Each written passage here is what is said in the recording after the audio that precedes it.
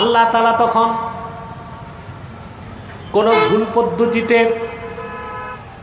কোনো খারাপ তরিকায়, ভুল তরিকায় সাধনার মাধ্যমে আল্লাহকে পাওয়া যাবে না।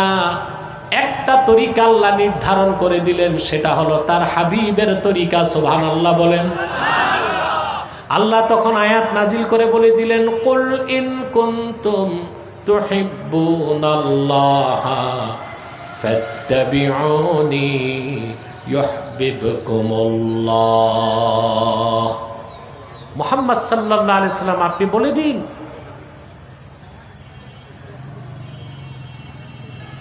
আপনি বলে দিন, যদি তোমরা আল্লাহকে ভালোবেসে থাকো,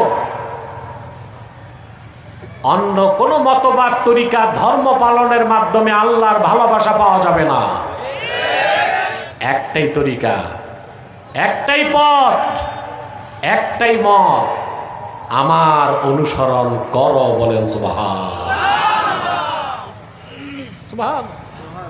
আল্লাহ স্পষ্ট করে দিয়েছে। এখানে আসলে সেকুলারিজম বা ধর্মনিরপেক্ষতা শেষ, এর কোনো অস্তিত্ব থাকে না।